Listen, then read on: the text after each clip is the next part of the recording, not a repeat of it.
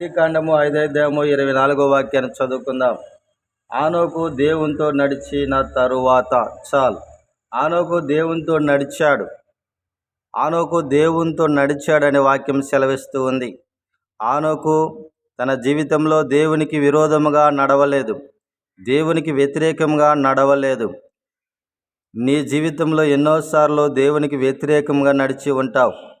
నీ జీవితంలో దేవునికి వ్యతిరేకంగాను దేవునికి విరోధముగా నువ్వు నడిచి ఉంటావు. కానీ ఆనోకు దేవునికి అనుకూలముగా నడిచాడు. అందుకే దేవునితో నడిచాడనే వాక్యం రాయబడి ఉన్నది. నువ్వు దేవునికి అనుకూలముగా నడవాలే కానీ దేవునికి విరోధముగా నడవకూడదు.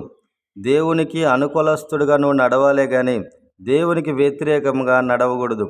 నువ్వు దేవునికి వ్యతిరేకంగా నడిస్తే దేవుడు నీకు వ్యతిరేకంగా నడుస్తాడు. నువ్వు దేవునికి విరోధముగా నడిస్తే దేవుడు నీకు విరోధిగా నడుస్తాడు. అందుకని నీవు దేవునికి అనుకూలస్తుడుగా నడిస్తే దేవుడు కూడా నీకు అనుకూలస్తుడుగా నడుస్తాడు. దేవునితో నువ్వు నడిచిన వాడు అవుతావు. ఆనోకు దేవునితో నడిచాడు అంటే ఆనోకు దేవునికి అనుకూలముగా నడిచాడు. నీవు కూడా ఆనోకు వలె ఈరోజు ఈ వాక్యం విని దేవునికి అనుకూలస్తుడుగా నడవాలి, దేవునితో కలిసి నడవాలి, దేవునితో నడవాలి. నీవు దేవునికి వ్యతిరేకంగా నడవకూడదు, దేవునికి విరోధముగా నడవకూడదు. ఆనోకు దేవునితో ఎలా నడిచాడయ్యా అని మీరు అడగవచ్చు. ఆనోకు దేవునితో ఎలా నడిచాడు అంటే ఆనోకు దేవునికి అనుకూలముగా ఎలా నడిచినాడంటే ఆ రోజులానికి బైబిల్ గ్రంథం లేకపోయినప్పటికీ, ధర్మశాస్త్రం లేనప్పటికీ, పాత నిబంధన గ్రంథం లేనప్పటికీ ఆయన ఎలా నడిచాడంటే వాక్యం ఏమని సెలవిస్తుంది యోహాను సువార్తలో, ఆదియందు వాక్యమై ఉండెను, వాక్యమే దేవుడై ఉండెను. వాక్యము దేవుడై ఉన్నాడు, దేవుడు కూడా వాక్యమై ఉన్నాడు. అంటే వాక్యాన్ని బట్టి నడిచాడు ఆనోకు. వాక్యాన్ని బట్టి నడిచాడు, వాక్యానుసారంగా నడిచాడు ఆనోకు.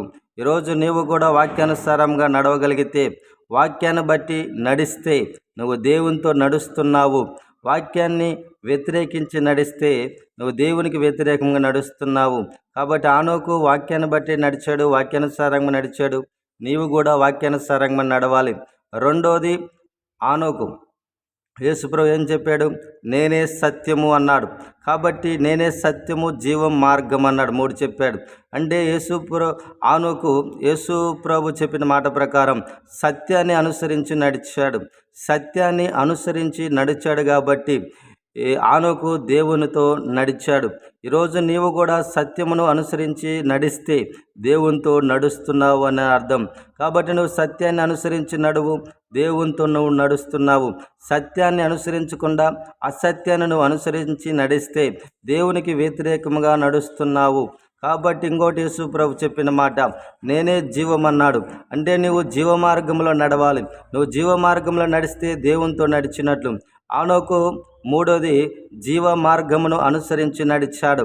నీవు కూడా జీవ మార్గాన్ని అనుసరించి నడవాలి. అలాగే ఆనోకు యథార్థమైన మార్గంలో నడిచాడు. అందుకే దేవునితో నడిచాడని రాయబడింది వాక్యం. ఈరోజు నీవు కూడా యథార్థమైన మార్గంలో నడవాలి, యథార్థముగా నడవాలి. ఎప్పుడైతే యథార్థముగా నడుస్తావో నువ్వు దేవునితో నడుస్తున్నావు. నువ్వు దేవునితో నడవాలి అనుకుంటే సత్యమును అనుసరించి నడువు. నువ్వు దేవునితో నడవాలి అనుకుంటే వాక్యాన్ని అనుసరించి నడువు, యథార్థతను అనుసరించి నడువుము. అప్పుడు నువ్వు దేవునితో కలిసి నడుస్తున్నావని అర్థము.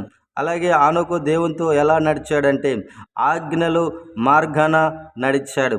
ఆజ్ఞల మార్గం అంటే మోషేతో దేవుడు ముఖాముఖిగా మాట్లాడి 10 ఆజ్ఞలు ఇచ్చాడు. అవి 10 ఆజ్ఞలు పాటించమని ఇశ్రాయేలులకు ఇచ్చాడు. కానీ ఆ రోజుల్లో ఆనోకుకి కాలంలో బైబిల్ గ్రంథం లేనప్పటికీ, 10 ఆజ్ఞలు లేనప్పటికీ ఆ 10 ఆజ్ఞలు అతను పాటించాడు, అనుసరించి నడిచాడు. 10 ఆజ్ఞలు అనుసరించి నడిచాడు కాబట్టి ఆనోకు దేవునితో నడిచిన వాడయ్యాడు.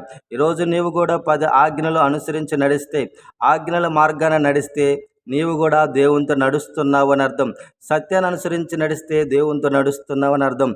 వాక్యాన్ని అనుసరించి నడిస్తే దేవునితో నడుస్తున్నావు అని అర్థం. కాబట్టి నువ్వు దేవునితో కలిసి నడవాలి కానీ దేవునికి వ్యతిరేకంగా నడవకూడదు, దేవునికి విరోధముగా నడవకూడదు. అలా నడిస్తే దేవుడు కూడా నీకు విరోధిగా నడుస్తాడు, దేవుడు నీకు వ్యతిరేకంగా నడుస్తాడు.